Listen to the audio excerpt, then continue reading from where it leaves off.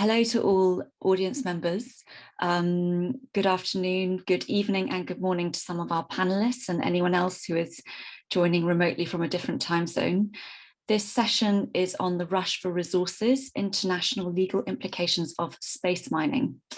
And if this is not the session you thought it was, I would really encourage you to stay, because today we have an absolutely superb panel sharing their knowledge and thoughts on a really fascinating international legal topic. So I really hope you enjoy yourselves. I know I will.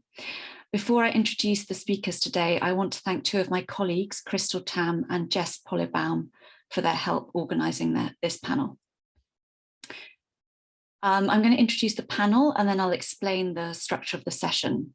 So today we have with us, coming live from Australia at 5:30 a.m. or 5:36 a.m., for which we're incredibly grateful, Stephen Freeland, who is Emeritus Professor of International Law at Western Sydney University, where his research includes the commercial aspects of space law.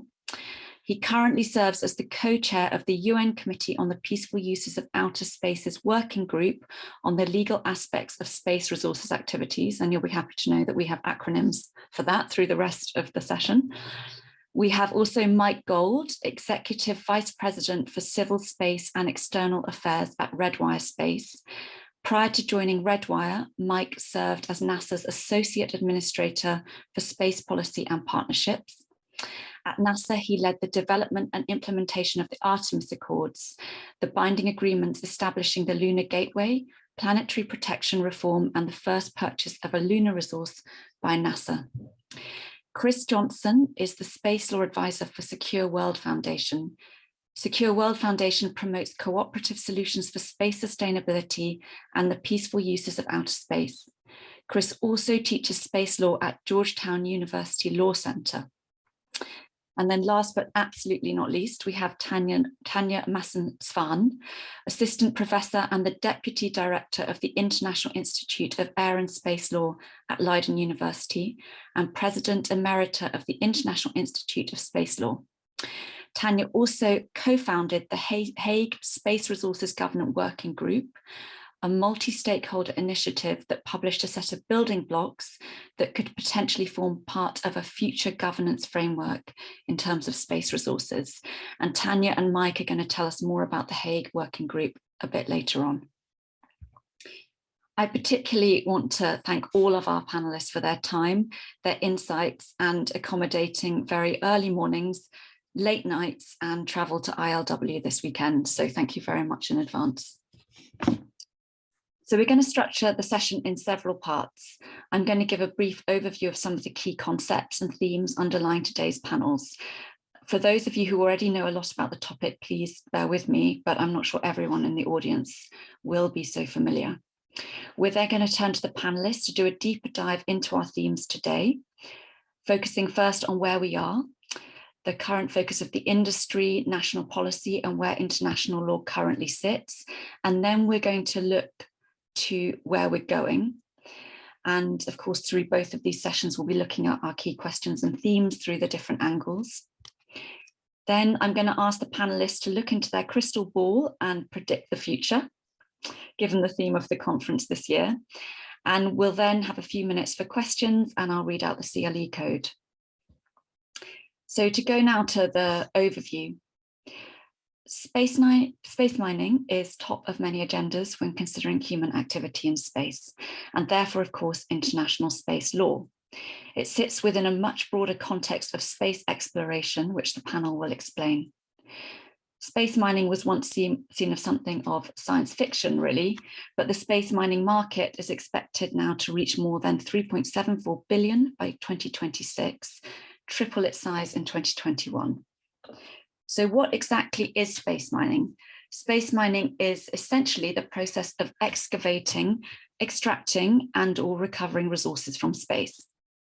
When we're talking about space resources, we're generally talking about minerals and materials that can be extracted or recovered from near-Earth objects.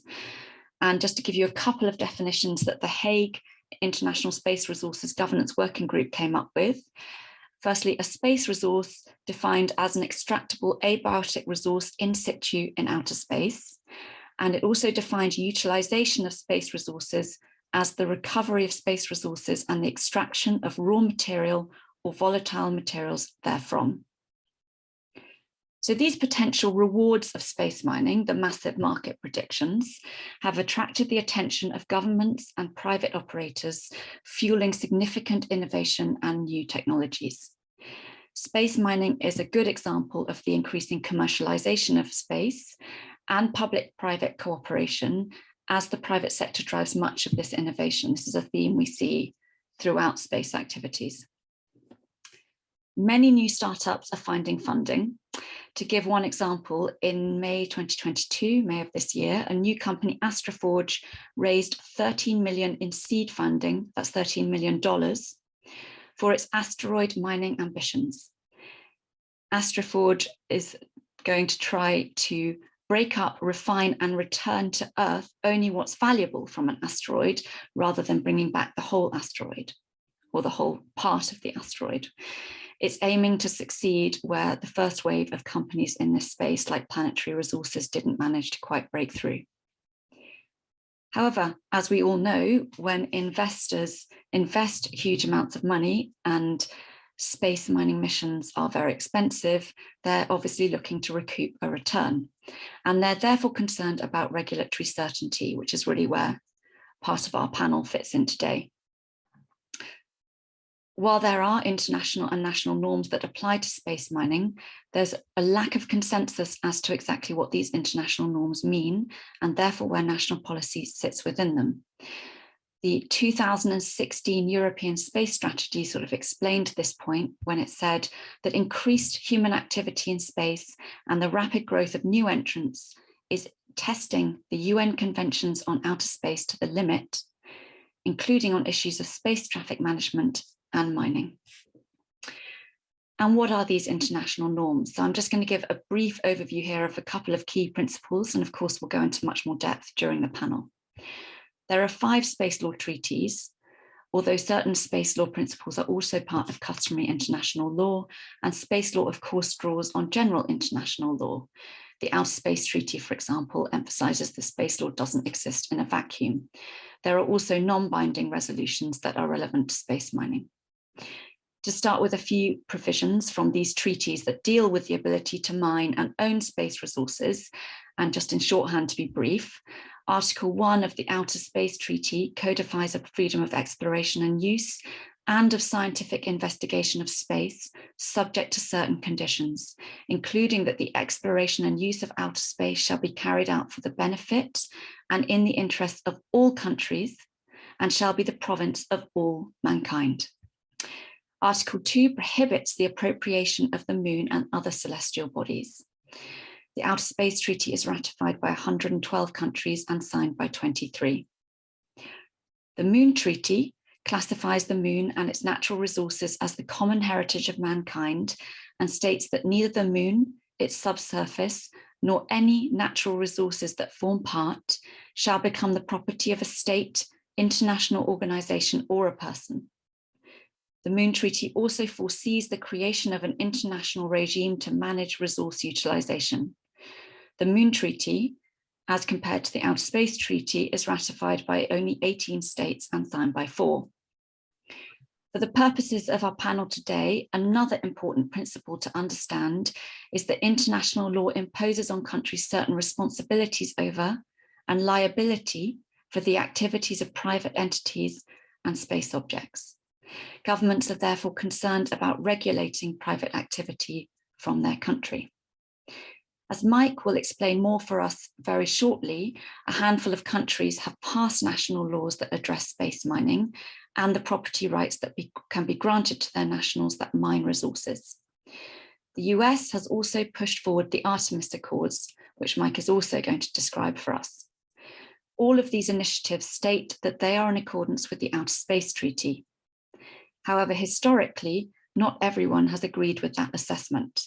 For example, when the Artemis Accords were first announced, some leading academics, some states like Russia and others were less than convinced that the Artemis Accords comply with international law. So what does this mean for space resources and space mining and the context in which they sit? There are, of course, different views on that, which is one reason this topic is so interesting. And here we'll turn to the panelists to delve more into these points. So as I mentioned at the outset, we're going to start by looking at where industry developments are now and what that means for national policy.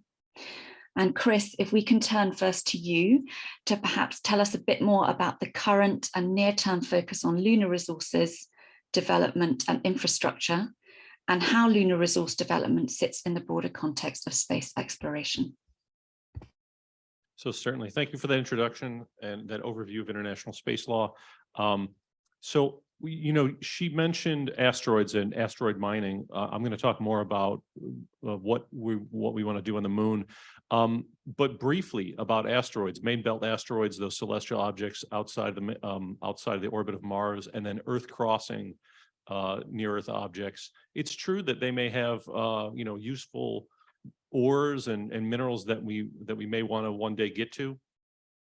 Although other folks say that, well, even if you are to survey, say, 100 asteroids, it may be only a handful of them that are not just rocks, but that have metal that makes sense to get to, and that there's a business case for going all the way to that asteroid and mining it. Luckily, the same types of surveying and characterizing asteroids, that same type of technology is what we will use for planetary defense, protecting the Earth from hazardous near-Earth objects, which may be, headed our way. We need to be able to characterize them and see, is that a rocky asteroid or is that a metal asteroid that will survive re-entry and just, cause cataclysmic destruction on Earth. So surveying asteroids is part and parcel with planetary defense. That's all I'll say about asteroids. I want to get to where real real space resource activity we predict it's going to be within the space industry is on the moon. It's closer, and there's more of the resources that we want to get to. So first, I'm going to talk a little bit about the lunar materials that may be of interest that the commercial industry wants to go to the moon and mine many of these things. I'm going to go through 4 types of materials, lunar materials that we want to get to. First of those, and this is just going through this list, there's thorium and uranium deposits many places across the moon. The moon is not homogeneous. There are, in fact, locales and regions where the minerals we want to get to are more densely concentrated. Although, even though I'm talking about that, it's over the span of tens of kilometers, maybe the region that we're going to have to mine. By way of introduction, I will say that when you think about the surface area of the moon, imagine about 1.5 times the surface area of North America, or 38 million kilometers, square kilometers. That's the size of the surface area of the moon, but the regions that are of interest are a whole lot less than that. And they are concentrated into a couple places that may be, to use Eleanor Ostrom's work, excludable and rivalrous. So possibly falling into the category of global commons, but I'm not gonna call outer space a global commons. Okay, so as I said, thorium and uranium-rich regions may exist. Additionally, the rare earth elements, which are these elements that we use for high-tech electronics and computers, those rare earth elements, they're rare on Earth because they're rare close to the crust of Earth, but they're more easily found on the moon. When you look at the moon and you see, quote unquote, the man on the moon, those craters which form the eyes of the man on the moon, well, the right eye, Mare Imbrium, in there is one of those regions where rare earth elements may be found. In addition to that right eye of the moon are potassium and phosphorus. So this is a region that is called the creep zone because it's potassium, symbol is K, rare earth elements, and then phosphorus. Next, more speculative, is that there may be helium-3 in many places on the moon, but there are about 8 regions where it is principally concentrated in areas that are less than 50 kilometers across. And then the last material are these iron-rich regions. And the iron, which we find on the moon, is from asteroids which have struck the moon and left precious metals, including platinum and palladium. So when asteroids hit the moon, they may have left precious metals. When asteroids and comets hit the moon, they may have left water. That's the last and most important resource which we'll find on the moon is the water. And about a decade or more ago, we did not know that the moon was a place we thought was absolutely completely dry, but we've now since found that there are many places where water may exist on the moon. And so it is water which will allow long-term development, economic development. If you have water, you can use it for fuel, for potable water, for air. You can use it for building materials. This will be the thing that unlocks the element, the resource, which really unlocks lunar development. And here I'm turning from just the materials that we find on the moon to, it's not just about materials that we find on the moon, it's about the resources or the locations that we find on the moon. So water exists in places on the moon, in those craters, the craters of the moon. And those are places where it did not boil away over the course of billions of years, because those craters are protected. They're not hit by the sun. Many of those craters we're calling cold traps or permanently shadowed regions, which, most of them exist either at the lunar South Pole or the lunar North Pole. They are pristine regions where water may be found, and also where, because they're protected from sunlight, and the only light which goes into those craters is reflected light from the stars, we call these permanent shadowed regions can also be cold traps, where the temperature may be only 50 or 100 degrees above absolute zero. And that's valuable. So it's not just valuable for the resources that we found there, it's valuable for the the fact that it's incredibly cold there. And if you want to do some elemental physics experiments and atomic experiments that require you to bring your laboratory down to as close as absolute zero as possible, it takes a lot of energy, and it takes a lot of energy to do that on Earth. It makes sense, and it's attractive to do that in locations where it's already very close to absolute zero. In these cold traps, and the coldest of the cold traps, there's only a few of them. Let's see here. So those are in the craters at the lunar South Pole. But right at the top of those craters, we've found that there's these peaks of eternal light. And in fact, there's only 13 peaks of eternal light on the moon.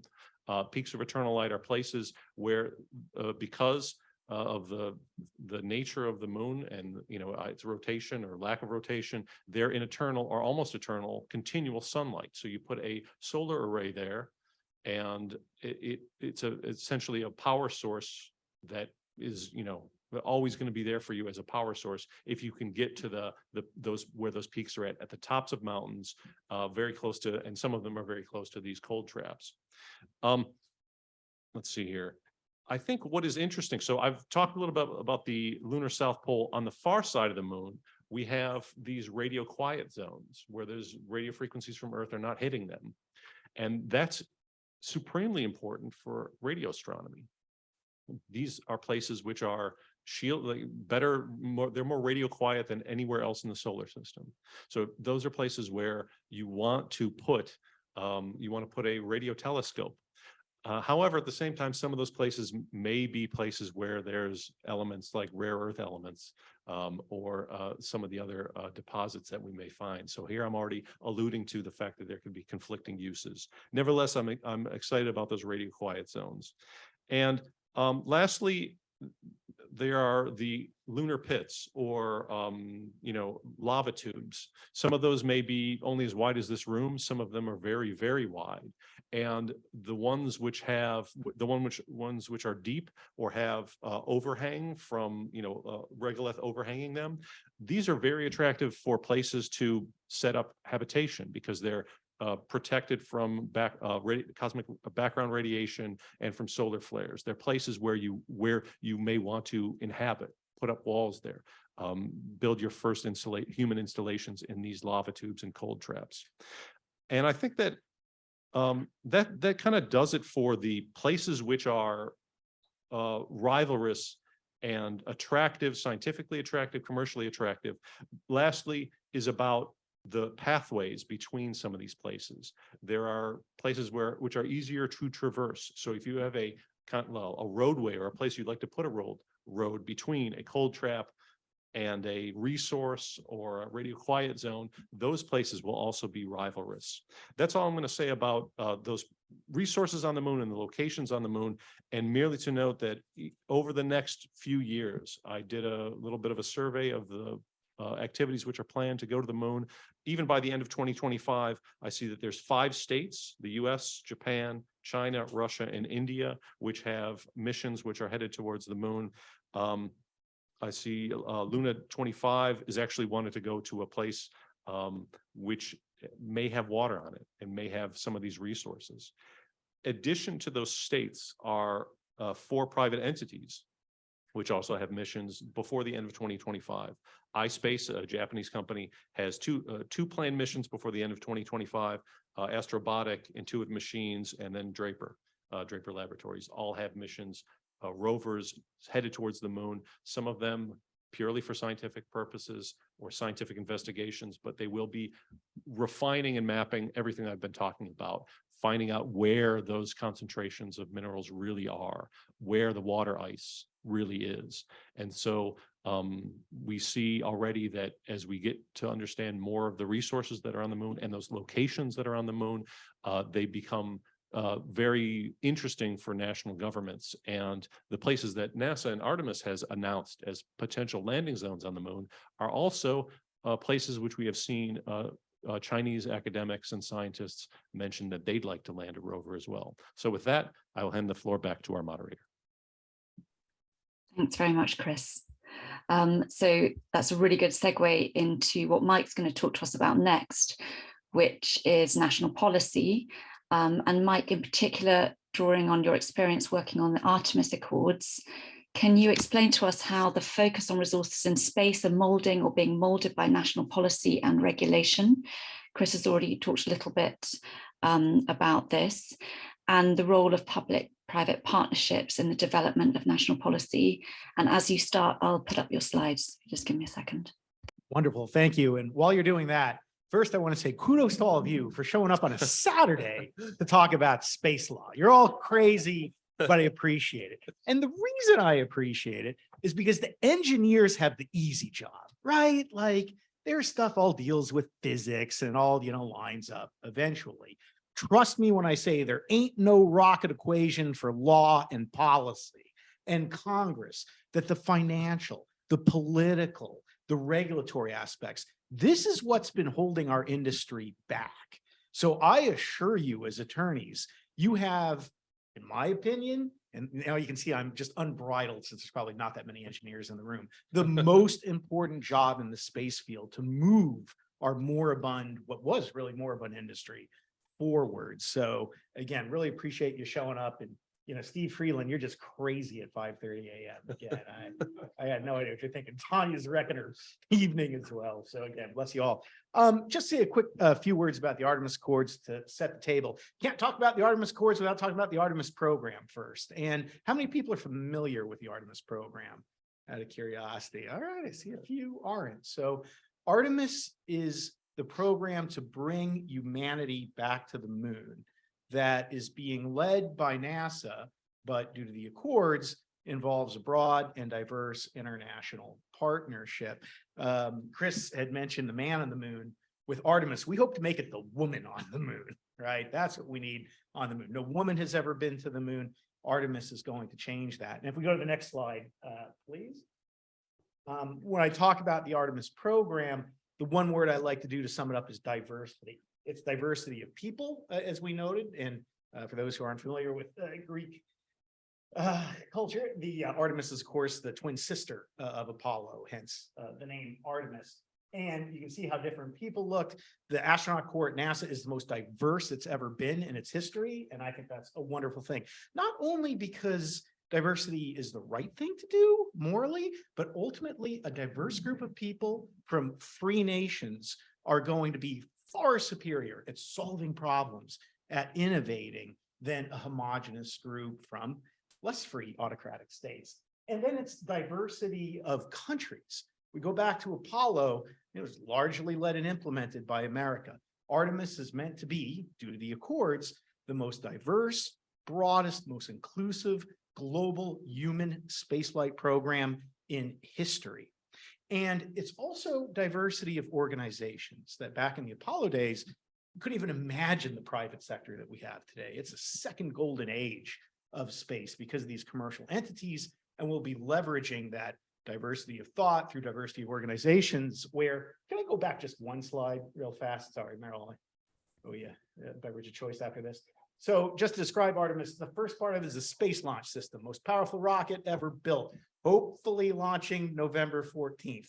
And what the SLS will launch is the Orion capsule, which you see down here, outfitted with red wire cameras. So we like to say we're the eyes of Orion at my company. And then that will take ultimately the human landing system that you see pictured there, that will take the astronauts, and not just Americans, but from around the world, to the surface of the moon. Additionally, there's the gateway that you see just in the middle of the lander and the rocket, and that's to be a permanent facility that will orbit around the moon. My company is building the rollout solar arrays for the gateway, which are like a carpet, and then they roll out. We built them for the International Space Station. Did anyone hear about the DART mission that went and connected with the asteroid? DART, yeah, those are our solar arrays. Like I say, those are the solar arrays that were saving humanity. And the arrays on the PPE, power propulsion element for the gateway, will be the largest ever deployed by humanity in space. So those are the components of the Artemis program. And let's go next slide, and then the slide after that. So the idea with Artemis is the concept of going back to the moon by NASA was wildly popular in the international community. It's the next logical step for humanity's return to the moon and return to exploration. So at NASA, we wanted to have a way to both manifest explicitly that international support. And in a way, it's a little bit of a reaction to the Intergovernmental Agreement, which is the agreement that runs the International Space Station. It's very difficult, if not impossible, for new countries to join the IGA. We wanted a program with Artemis that no matter how large your country is or how small it is, that there's a place for you in the Artemis program. So we wanted a legal device with the Accords that could be as diverse as possible. And then, since it was so popular to go back to the moon, we wanted to use this as an opportunity to get countries to commit to norms of behavior that will create a peaceful and prosperous future for all of us in space. And so that was the idea with the Accords. And I'm going to very quickly talk through what those principles are and how they relate to mining in particular. Let's go to the next slide, please. Let's go to the next slide after that. Peaceful purposes. So the very purpose of the Accords is to keep the peace. And you can see how mining activities, might push that a little bit. So we need to be careful. And the very first principle of the Accords, that any country that is going to join us in this incredible, awe-inspiring journey of discovery, is it's got to be for peaceful purposes. At the US, we keep our military and our civil space separate. Some countries, such as China, don't do that. We want to encourage everyone, if you're going to be a part of Artemis, that you have to keep it peaceful. Next slide, please. And then transparency. This is the very spine of the Artemis Accords, that the best tool that we have in space, and frankly in Earth as well, is transparency. The more transparent you are, the less likely you are to get into a conflict. And again, this is particularly true when it comes to any kind of mining activity, that the less confusion there is, the more transparency, the more people know what you're doing, the better off we're all going to be, the more likely we're going to have peaceful operations. And you'll see this principle echoed throughout the rest of the Accords. Next slide, please. Interoperability. So a lot of the Accords are there to implement the Outer Space Treaty, the Registration Convention, the Agreement on the Rescue of Astronauts. As I was just telling Chris, I can't take the Outer Space Treaty, give it to NASA Human Exploration Operations and say, here, do this. That the purpose of the Accords was to go down a level and say, yes, per the Outer Space Treaty, we want to avoid harmful interference. This is how we're going to do it. Because if you don't get to that level of detail, then you're really probably not taking the Outer Space Treaty seriously. And while this isn't in a treaty, the more interoperable systems are, the more likely you are to be able to work together, the more conducive it's going to be for commercial and global international cooperation. And that's not just, people being able to talk, it's machines, it's spacecraft, power, et cetera. Next slide, please. And here we think it's fundamental that if there's an astronaut in distress, you have an obligation to help your fellow human. So we want anyone who joins the Artemis program to reinforce their commitment to the agreement on the rescue of astronauts. And here you see that the more interoperable systems are, the more likely you're going to be able to rescue that astronaut safely and successfully. Next slide, please. Registration of space objects. If you don't register where you are and what you're doing, you can't be transparent. We're going to get into trouble. We're going to have conflicts. Again, nowhere is this more true than in resource extraction, which can be dangerous, which can involve heavy machinery, et cetera. So we want anyone involved in the Artemis program, recommit to the registration convention. If you're not a member of the registration convention, you need to sign up with alacrity. Registration is foundational to achieving nearly everything else we want to do from a policy perspective. Next slide, please. Then you've got the release of scientific data. We don't want Artemis to be just for the US or even just for the US and the international partners. The entire world should be able to enjoy, again, the awe and discovery and wonder of what we're going to turn up with Artemis. As Chris has mentioned, yeah, a decade ago, we thought the moon was bone dry. Now we discover massive amounts of water ice on the moon. Believe me, there are many more secrets that are going to be revealed from the moon, likely very soon with many of the CLIPS missions that we've got going forward. So we want everyone to be able to enjoy that, which is why if you're going to be a part of the Artemis program, you commit to the full, free, open, and timely release of scientific data. Some of what's in the Accords is a little bit of reaction, quite frankly, to what China doesn't do. And this is one of the things that China doesn't do. And the purpose of the Accords is not only for us to act in the right fashion, but hopefully to influence others to adopt really as common practice what's in the Accords. And this is certainly one of them. Next slide, please. Protecting heritage. So if you're conducting a lunar mining activity, the last thing you want to do is go despoil the Apollo 11 site. Or not just human space flight, but if there's the country's first rover somewhere. So just like we honor our heritage here on Earth, whether it's with a museum or a national park, we need to commit to doing the same on the moon. Next slide, please. Space resources. So probably the most relevant for what we're doing here. And I want to be very clear what the Accords are and what they aren't, because there can sometimes be confusion on this point. The Accords were meant to be a unifying document. So for a country like the United States that actually opposes the Moon Agreement, which you heard a little bit about a moment ago, or for a country like Mexico or France that has actually signed the Moon Agreement, Australia, we need to define how can we all come together? What is it that all of these countries can agree upon? What we say for space resources in the Accords is you have the right to extract, you have the right to utilize resources, do so in a safe and sustainable fashion, in full compliance with Article 2 and the other provisions of the Outer Space Treaty. Who can disagree with that? So again, when there has been, and as the professor noted, that, yeah, you know, Russia didn't like the Accords.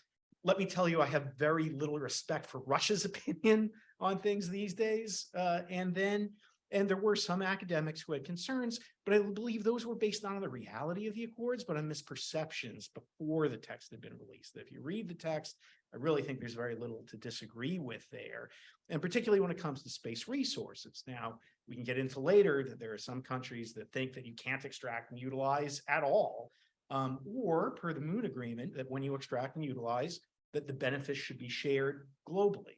The Accords don't resolve that issue. They just say you can extract, you can utilize, do so, you know, relative to the Outer Space Treaty. So therefore, I think the Accords help build a degree of consensus, but no one should mistake the Accords for resolving this issue in any way, because there's still some countries that feel differently about what happens afterwards, et cetera. The Accords don't resolve that because, again, the Accords were meant to unify, not to split up different countries, including the executive order. And this is where, too, when people say, well, the Accords are the US position. The Accords are not the US position. They're, of course, the Accords are principles that the United States supports. But if the US was actually saying exactly and clearly and identically to what we think, it would oppose the Moon Treaty, et cetera. Instead, it doesn't. The Accords, again, were the US trying to build consensus with international partners, and space resources is an example of that. By the way, space resources are really important for safety, that if we can't learn to live off the land, astronauts will die because of that.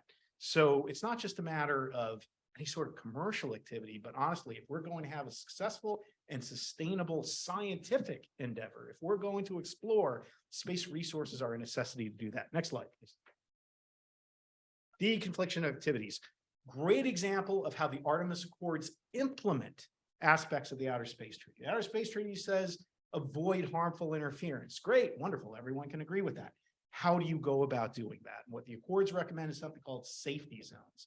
So let's take a mining operation, for example. If you're conducting extraction of utilization of resources, you would inform the United Nations where you are, what you're doing. Again, transparency, you see it in the Accords. And anyone who was entering that area, which they explicitly have a right to do per Article 1 of the Outer Space Treaty, you agree to coordinate with that party to avoid harmful interference. The scope and scale of the safety zone will be determined by how far you could create harmful interference. So if you're conducting an extraction of resources and debris could fly X amount of feet, that's the scope of the safety zone. So again, you see us trying to take the Outer Space Treaty down a level to implement. And as Chris and I were saying, there was someone like, well, the Accords violate or aren't in line with the Outer Space Treaty. The Accords literally are there to implement the Outer Space Treaty. And safety zones are not permanent. Are absolutely not permanent. They only last for as long as the activity is lasting. And they can change, they can expand, they can retract, depending upon, for example, your extraction of resources activity. Next slide, please. Orbital debris. We need to do better in space than we have here on Earth. And orbital debris is a good example where we can excel with improvement than what we've done here on Earth. We have a huge existential threat due to debris in orbit right now that could honestly bring down modern society as we know it. We do not take this threat seriously enough. So as we go to the moon and Mars, we need to do better.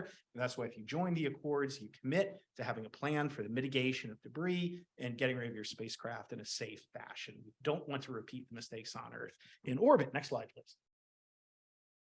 Let's skip that. We'll get to that issue.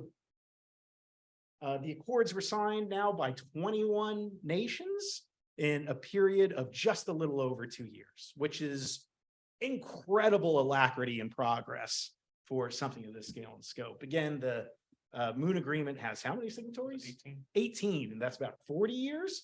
So, you know, I'd say we're doing pretty well right now. And what I'm so proud of with the Accords is, yes, I'd love to have the traditional countries who are partners with the US in space, like Japan, France, Italy, etc. But I'm extraordinarily excited about the new entrants, such as United Arab Emirates. You know, UAE has done so much in such a short amount of time. It's just been transformative with Project Hope, which is their Mars probe, and everything that's been done. It was so exciting to have them as a founding member of the Accords when they hadn't done that previously with a American-led initiative. And then the smaller countries, right? Like you may not think space right away when you think of Colombia or a Bahrain. But again, this was the idea of the Accords, no matter how robust your space sector or how modest, that even if it's just a couple of graduate students from Bahrain taking a look at, you know, lunar surveying or lunar science, there's a place for you in the Accords. So I'm so proud of the diversity of countries that are participating. Next slide, please. And ultimately, the Accords, again, are all about preventing conflict. That when it comes to the extraction of resources, again, it's a rife potential for conflict. We need to avoid that. We need to do better in space than we have on Earth. And while the journey of Artemis is to the moon and Mars, the purpose and destination of the Accords is peace and prosperity, because we want a future that is less like Star Wars and more like Star Trek. So live long and prosper, and moderator, back to you.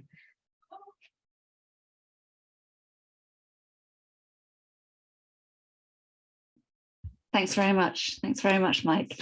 That's great. So I'm going to hand over to Tanya now to give us a little bit more depth on the international legal provisions that have already come up in the prior presentations as well. Thanks, Tanya. Thank you so much, Meryl, and thank you for having us on this panel at our various locations around the world.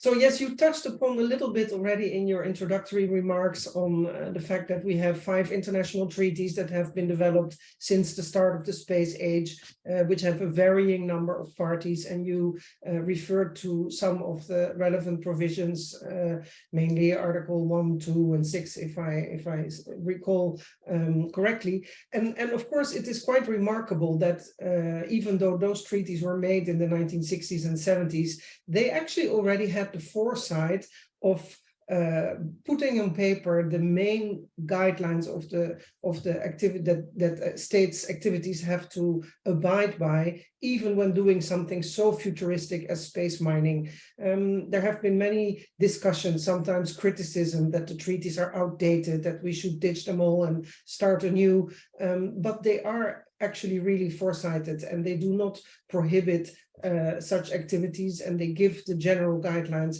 but we do need more implementation. But let me just recall a few more of those principles. Of course, the freedom of exploration and use of Article 1 is primordial, but it is not something that is illimited. The freedom is not absolute, and there has to be freedom of access to all areas of space. There should be the use and exploration should be for the benefit and in the interest of all countries. There shouldn't be discrimination and so on. So those are principles that may sound a little bit vague, and that may sometimes even be perceived as more moral obligation than a legal principle, but they are Article 1 of the main outer space treaty. So it definitely is a legal obligation that theoretically could be violated and could give rise to an international dispute settlement if something like that would happen.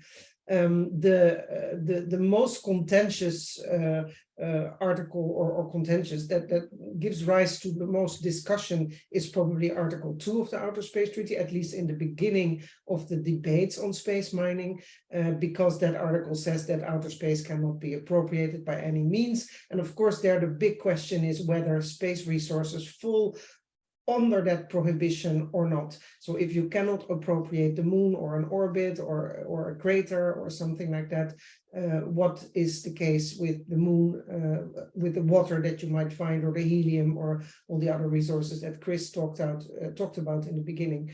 That gave rise to quite some debate. The topic of space mining actually came on the agenda of COPOS a few months after the United States set up its 2015 law, which said that space resources can be owned and sold and commercialized and so on.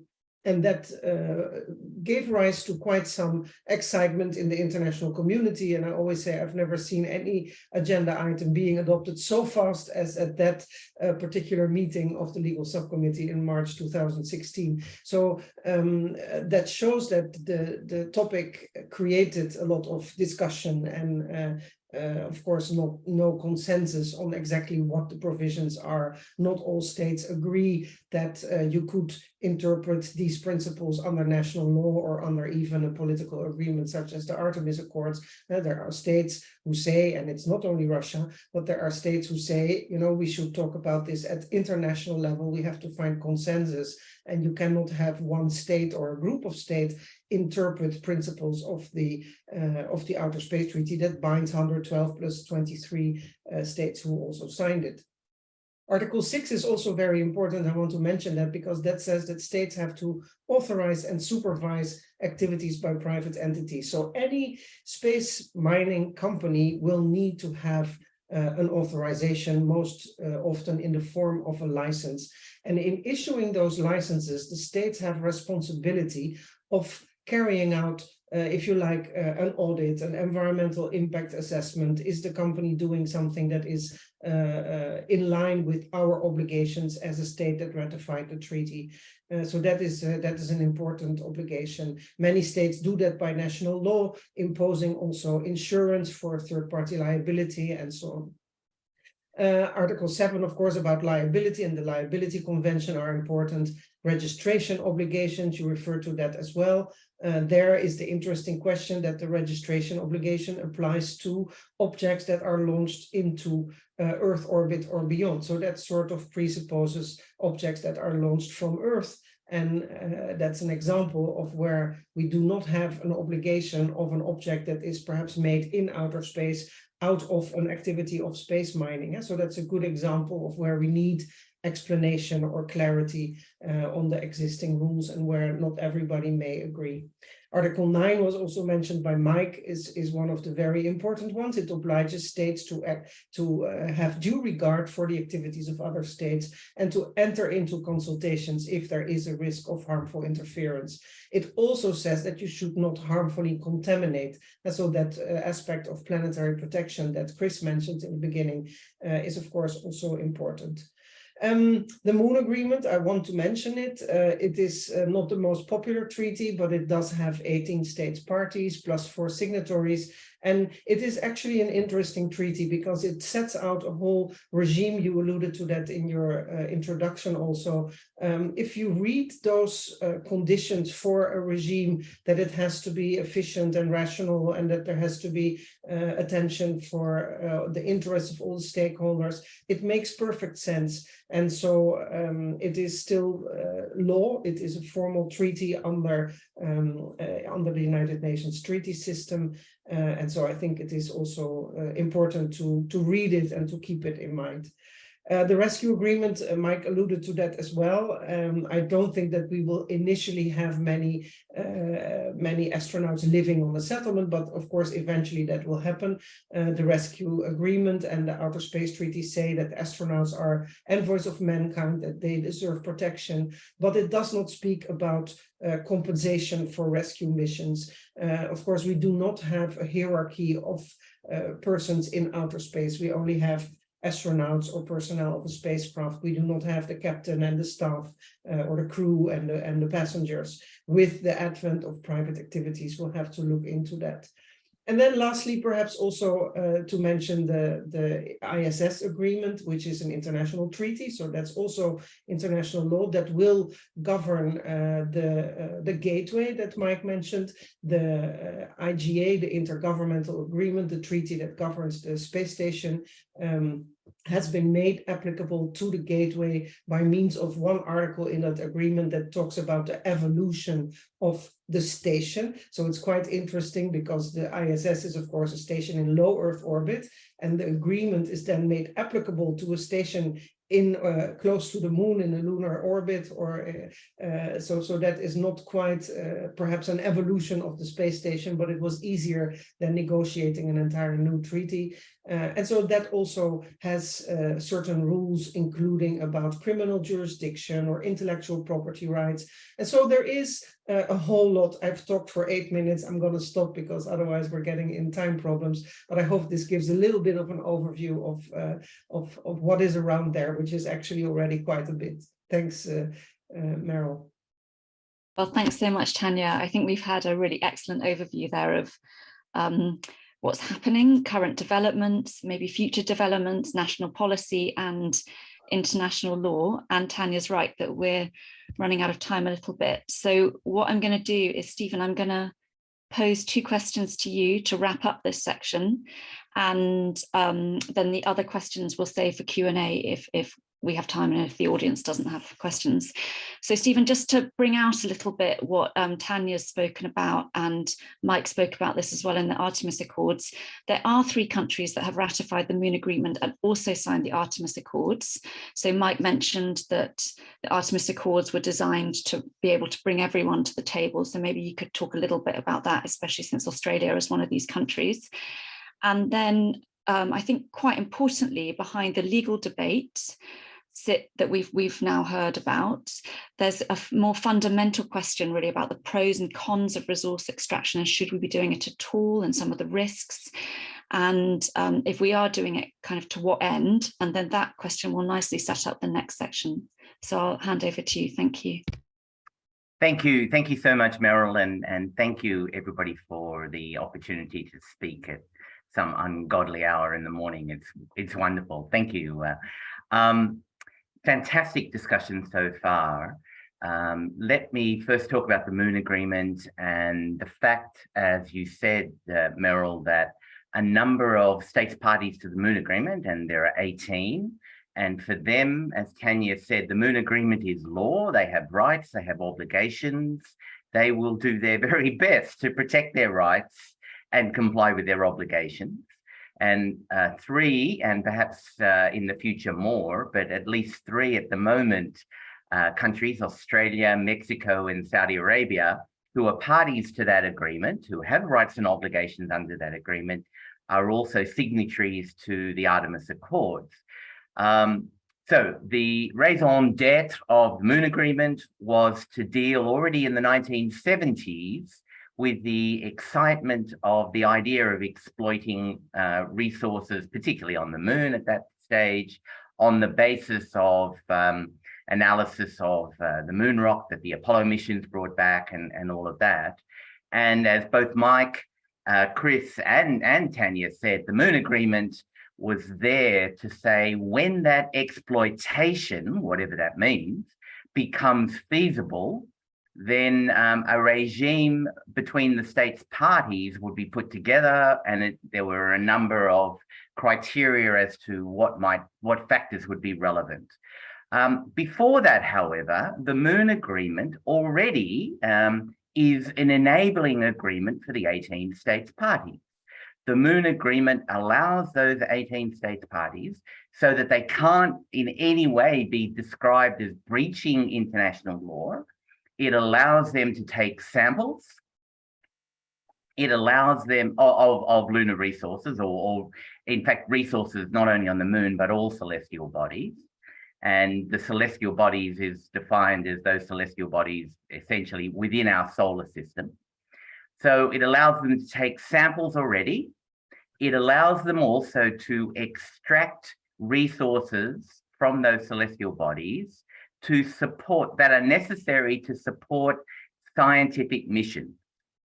So that Australia, the Netherlands, Mexico, Saudi Arabia, Peru, the Philippines, other countries who are parties to the Moon Agreement can now go, let's say, onto the moon and undertake those things, and could defend their actions from a legal perspective by saying we are merely acting in accordance with our rights. No other country who is outside the Moon Agreement has that explicit right.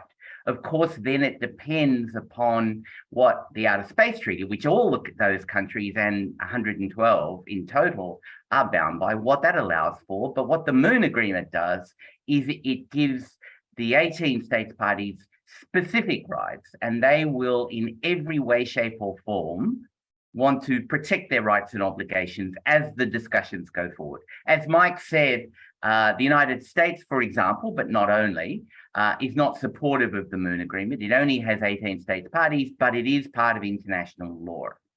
So when Australia and then Mexico and then Saudi Arabia, they also became signatories of the Artemis Accords, particularly Australia right at the beginning.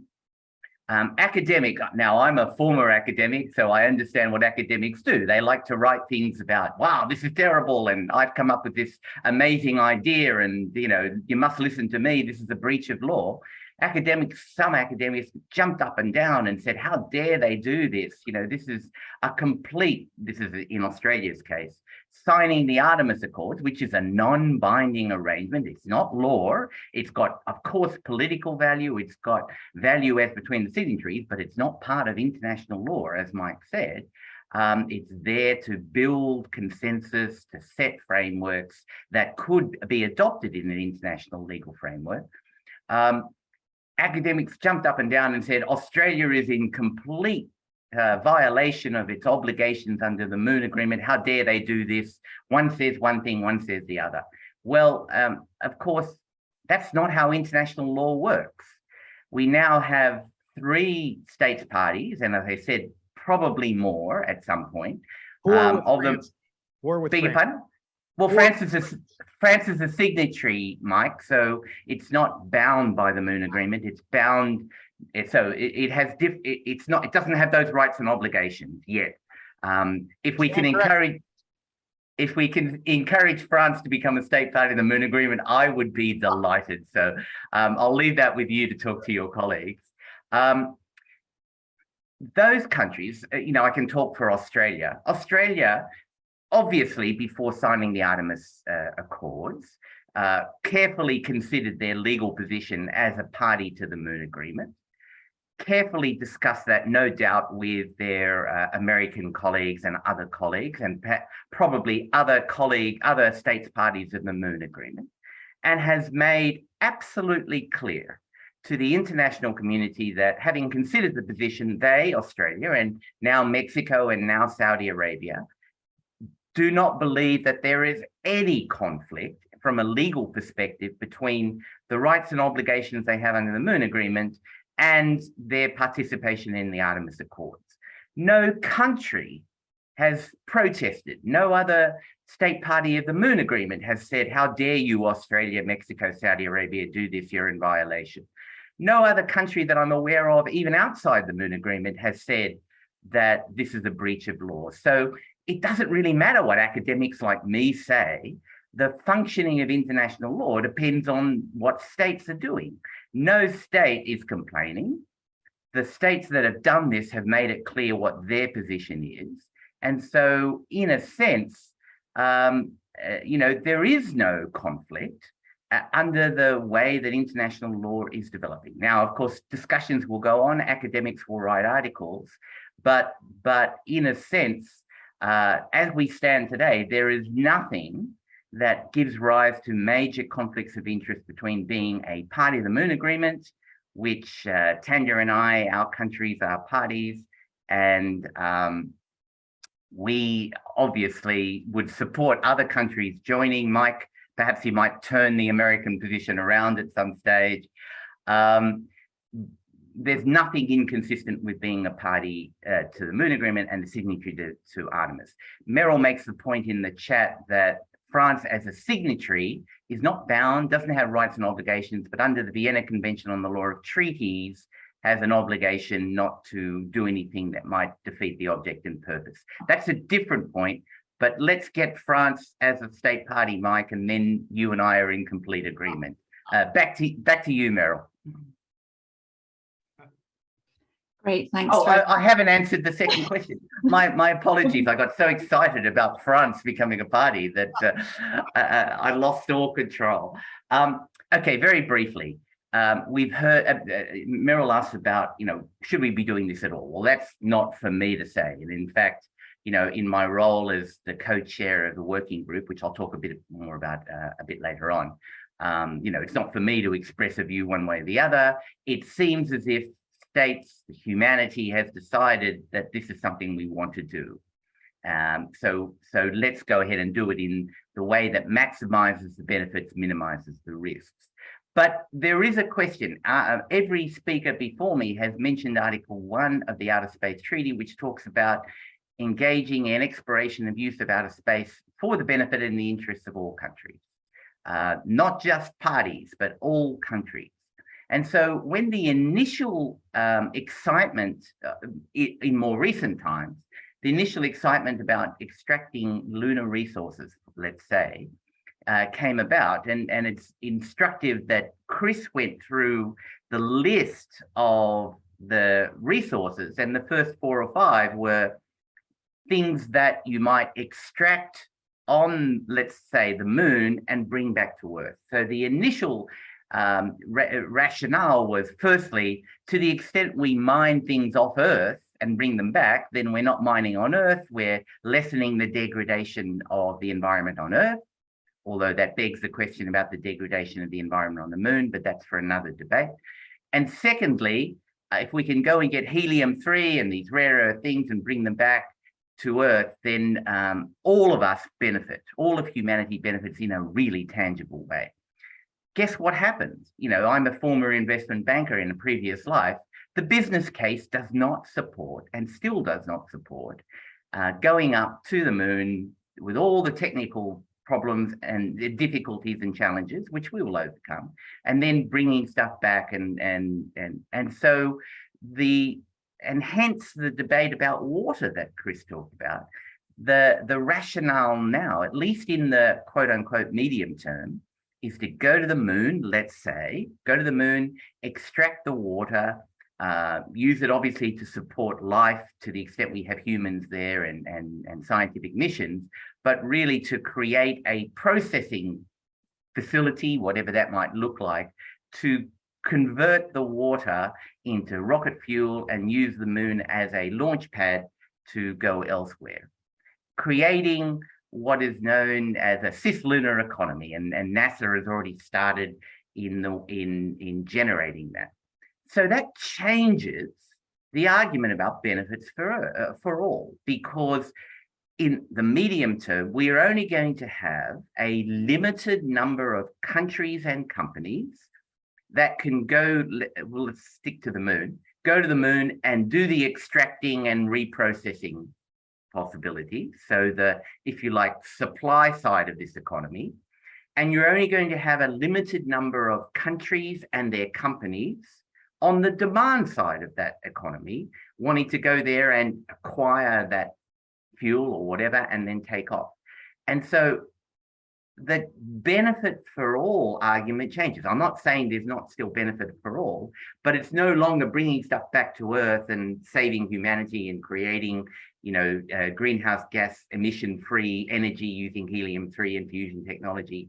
It's about creating this economy off Earth to allow for further exploration. Still benefits for humanity, but a different argument, a different rationale. And we just need to understand that as we continue to learn more about these activities, the argument about the rationale for it will continually change. And as Mike said, there are many good reasons why we should be doing this, but we should be cognizant of the fact that as we learn more about what we're doing, the reasons may change a little bit. Now, second time, back to you, Meryl. Thank you. That's great, Stephen. And I think both Chris and Stephen have made this really important point about the way that everything that, as we discover more, things are changing over time, and that this is an ever evolving argument, not just the practicalities in the industry, but also what that means for policy. Now we're going to look a little bit at the evolution of international law in this context. And really Tanya touched on this as well. Is international law evolving? Are we clarifying what exists? Are we filling in some of the gaps in the more flexible norms that she mentioned? And where are the forums and forms of debate and dialogue? We are over time, so I'm going to ask everyone to sort of cut their presentations in half for this section. And Mike, I'm going to ask to save your question for the Q&A as well when we get there, if we have time. So firstly, Tanya, you've obviously been very involved in these efforts, these dialogue efforts, in particular, one of the earliest, which is the Hague Working Group. And I wondered if you can talk to us a little bit about how that worked, the actors involved and interests represented, and some of the key questions on the table. Thanks. Yeah, thank you, Meryl. Indeed, there have been several of such initiatives, let's say, outside of the COPOS context of interested stakeholders who felt the need to come together and talk and find solutions for pressing questions. As I said earlier, not everything is laid down in the treaties, and there are questions, and we need to find international agreement on that. I love COPOS. I'm a big fan of international collaboration, and I've been going there as an observer for many years, except for the COVID years. Hopefully coming back there.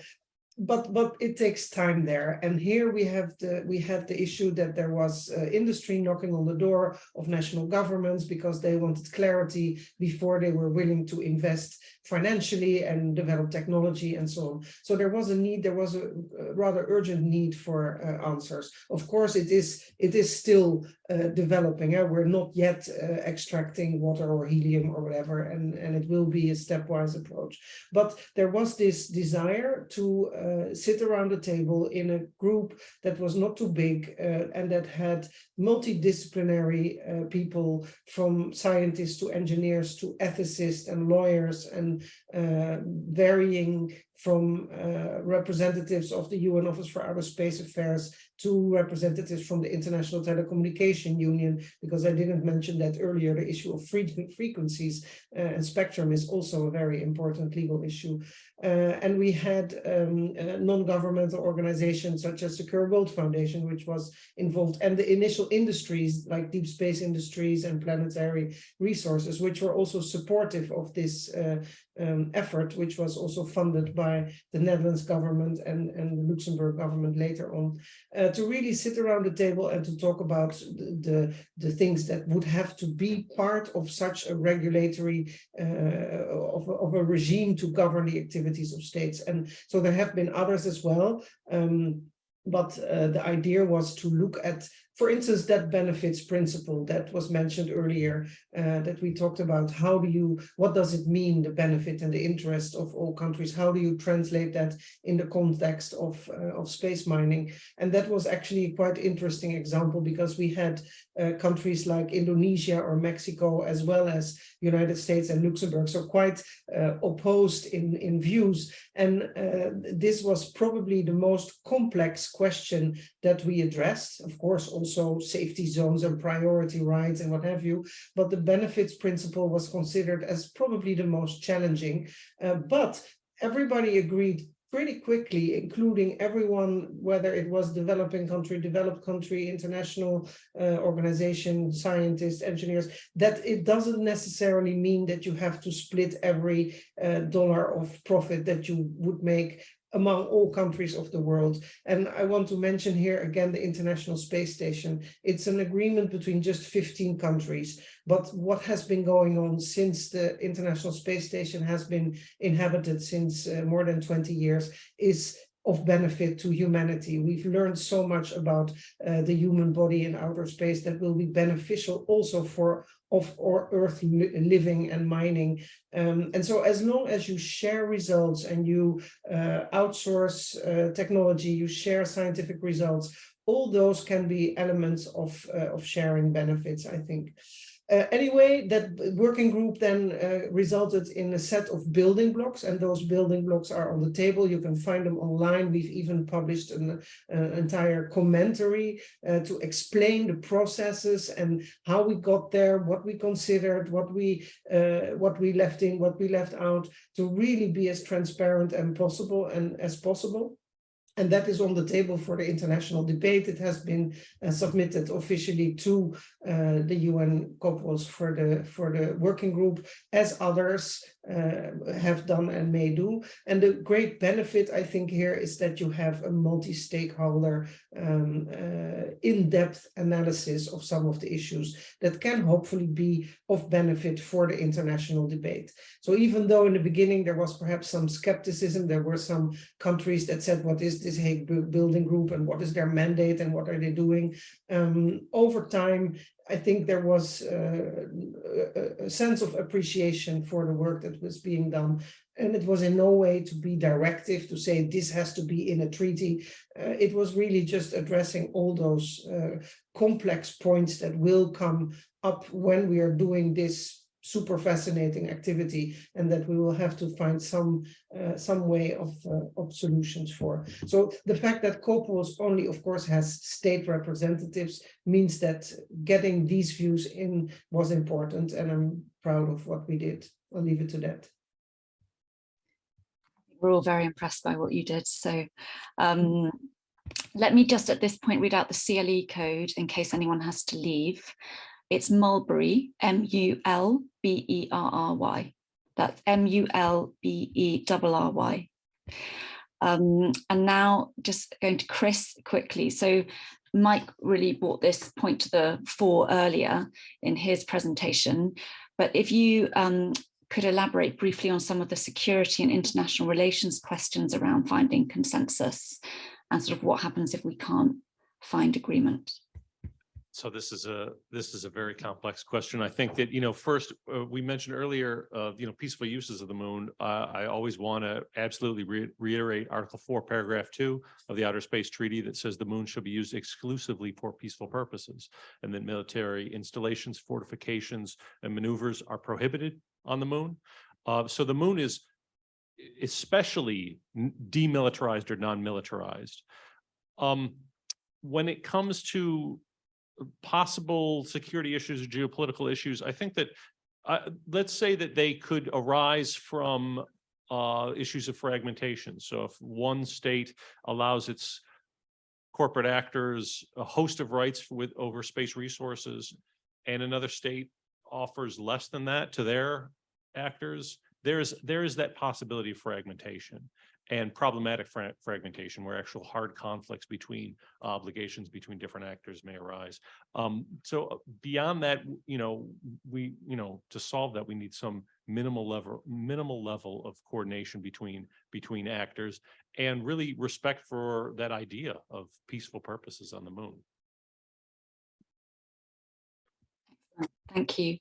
And Stephen, if you could finish off this section by talking to us about some of the developments at the international level, and particularly the working group that we've spoken about, that would be great. Thank you.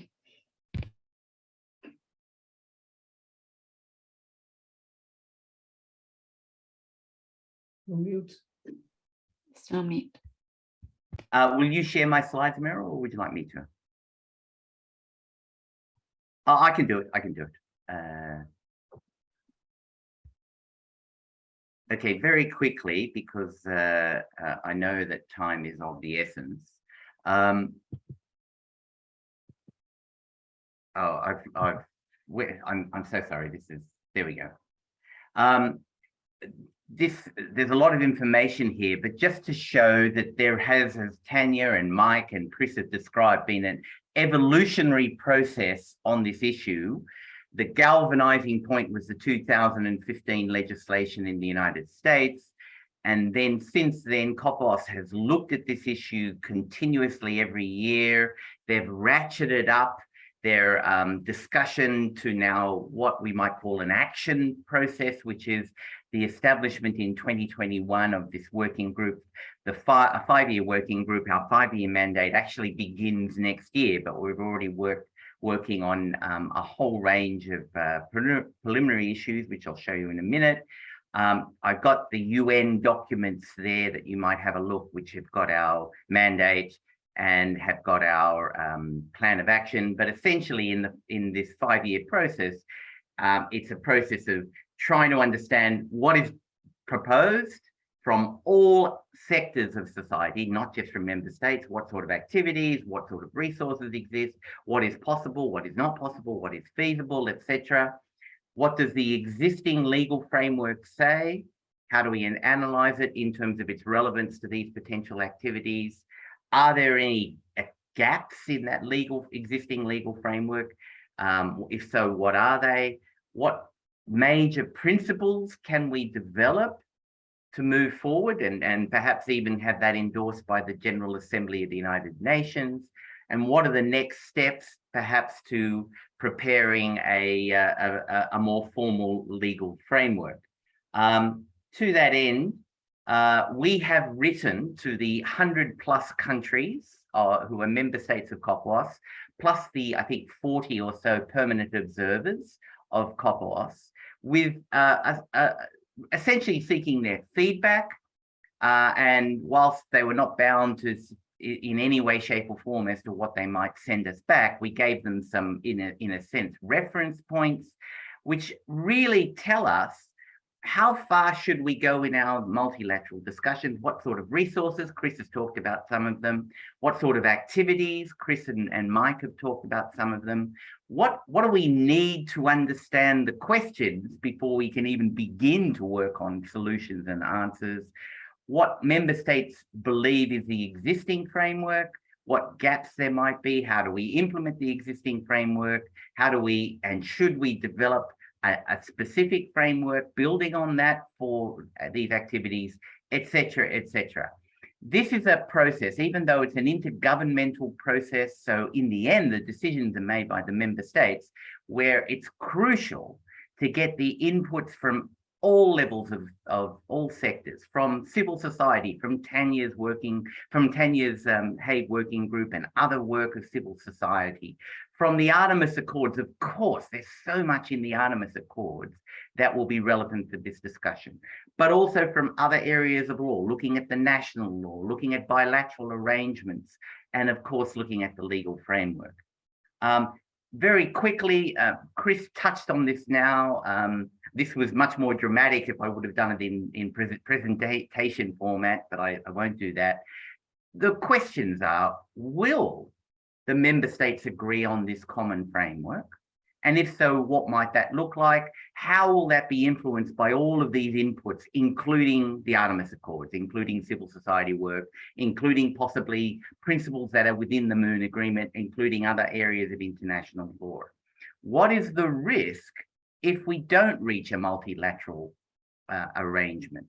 You know, notwithstanding all the positive energy, the constructiveness of all of the member states in our working group thus far, we still have a long way to go. What are the risks? And the risks might be that, as Chris has alluded to, as Mike has said, when peaceful purposes has been at the forefront, that we really begin to look at disagreements that are a bit worrying. So again, this slide was to come up in 4 different ways, but if you look at the red slide first, obviously we've changed since 1979, since the Moon Agreement. Industry has moved forward, technology has moved forward, states have moved forward. The designs are that the international community has said, this is an activity in whatever way, shape or form, we yet to determine what that might look like, that we want to move forward on. So it's now, highly probable. Time-wise, it depends who you talk to, but we look like we are moving forward in a systematic way. Then if you look at the slide on the right, this is a fundamental issue though. We are now looking at space in a way that we're going to exploit for benefits for humanity, whatever that may mean. So it does change how, or it is relevant as to how we view space. What is space to us? And how can we continue, do this, but at the same time respect the fragility of space, the sustainability of space, and as Mike and Chris have said, the peaceful nature of space, because all of that is crucial.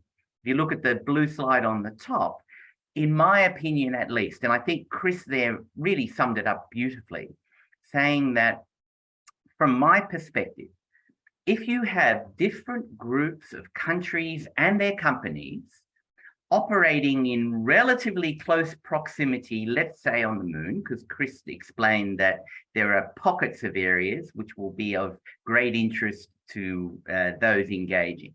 If you have different groups of countries and their companies operating in close proximity, trying to do the same things, but operating under different frameworks in their mind's eye, different standards in their mind's eye, then you begin, as Mike said, this is the essence of the fact that it might lead to miscalculations, misunderstandings, and worse. And that is something that we absolutely have to avoid. Everybody on this panel has stressed the fact that we have to avoid conflict. And if you look at the history of Earth, many conflicts on Earth have been about resources. And so we just have to make sure, as I said before, that if we are to engage in this activity, we have to find solutions that maximize the benefits, minimize the risks. I believe, obviously I wouldn't do what I'm doing if I didn't, but I believe the establishment of this multilateral process, of course it will take time, as Tanya said, but we have to get it right.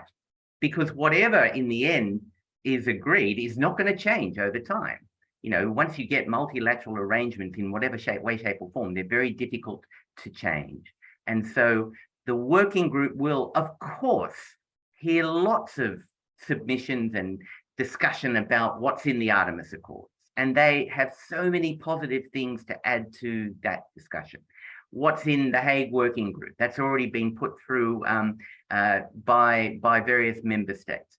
Other work that's being done, all of the inputs that we're seeking from industry, from other academics, from a whole range of civil societies by way of conferences, from the Moon Agreement parties, from indications about what the Outer Space Treaty says and the other treaties that have been referred to, and other things. All of those inputs will come into the working group process, and hopefully through that process, we will, in a systematic way, find a solution that maximizes those benefits, minimizes the risks. And so I'm hopeful that's the process, but we have a long way to go. That said, even in these horribly difficult geopolitical times that we are at, we are still reaching consensus. We reached consensus on some fairly major decisions in April this year, post Russian invasion of Ukraine. And, whilst there was all of that, the geopolitical difficulties, on this issue, at least thus far, all of the member states of COPOS, by consensus, are agreeing a path moving forward because they believe, I think, it's in their interest to do so. We will have some really difficult discussions and negotiations, no doubt. But in the end, I think with all of those inputs coming in, a multilateral process is the major way forward for an issue like this. Thanks for that. Back to you, Meryl, and I'll stop sharing my screen. Great, thanks so much. That was wonderful, Stephen. So given the time, I'm going to skip the Q&A. I hope the audience don't mind, but I think we've had an absolutely fabulous discussion and really interesting inputs and thought-provoking points made by all of the panelists. I'm just going to give each panelist 30 seconds to give a future prediction, given the theme of the conference. It can be near term, it can be way into the future. So Chris, why don't we start with you? Yeah, I'll make it short. Everything that we've talked about so far, those missions that we want to do, this future in space, developing the moon, economic development onto Mars, those things are not certain. They're not guaranteed to happen. Everyone thinks, oh, it's definitely going to happen. Asteroid mining, lunar mining is going to happen. It's not certain unless we make it happen. Super, thanks, Chris. Mike? So I'm going to predict that for the near future, it's going to be scientific exploration that we're doing, and that we're going to look back and say we may have, wasted a lot of time, but focused on the wrong thing relative to what the near future may hold. And just picking up on something Steve said, and Steve, if you can get China to sign the Artemis Accords, I'll get France to sign the Moon Treaty. I'll do a deal. But as Stephen said, despite even Ukraine, there is tremendous common ground among the parties. And I predict that we are going to make more progress on norms behavior and creating peaceful scenarios in space than any of us would frankly want to imagine right now. I think actually it's going to be a great future, and there's more common ground than we could imagine. And then finally, I'll predict that the Yankees are going to get swept by the Astros. Tanya, can you follow up with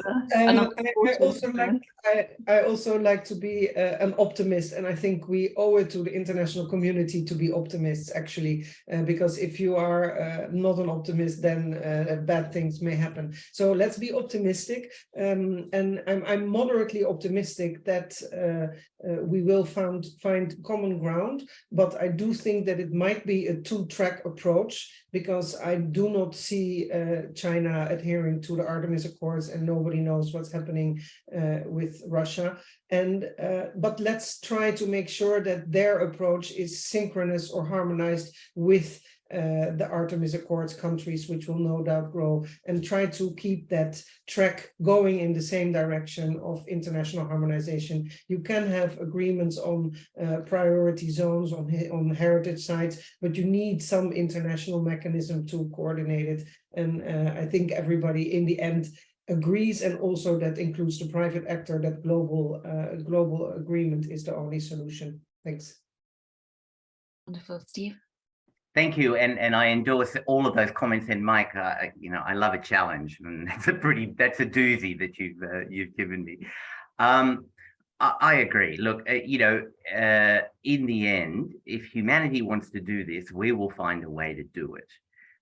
We just have to be, in a sense, sit back, smell the roses a little bit, not be driven by hype, where people are saying we need the answer tomorrow, because we all understand the technical challenges are still very great. We will overcome them, but this is not going to happen in the next 2 or 3 years. We're going to have missions to the moon to start the ideas, but we need to get it right. I think all of us, Chris, Mike, Tanya, and myself, all agree that in the end, we need to focus on the commonalities between us to find the most peaceful, entirely peaceful, hopefully, way of doing this. Humanity, if we want to do it, we will find a way. We will find a way, we will find principles, we will find some sort of rules of the road. But heaven's sake, we've got to get it right, as well as right as we can. And so we can't be rushed. I'm not saying this will take forever, but we also have to ensure that all the voices are listened to with all those inputs as we then discuss those common way forward. But, you know, I'm like Tanya and Mike and Chris, you know, optimistic, cautiously, that indeed this is something that we, in 10 years' time, when we have a follow-up panel on this, that we'll be talking about real things at least beginning to happen under a common framework, and that would be ideal. So thank you. Thank you. Benefit of all humanity. I think those final comments summed up all the key themes of the panel really perfectly. So thank you very much. And it just remains to thank all of the audience for coming, and particularly all of the panelists for time and travel, staying up late, getting up early, and for your really fascinating inputs. You've given us a lot to think about, but also hope for in the future. So I don't know if those in the audience can give a round of applause. That would be great. Thank you very much. Take care. Thanks so much. Bye-bye, everyone. Bye. Bye-bye. Stay safe. Bye-bye.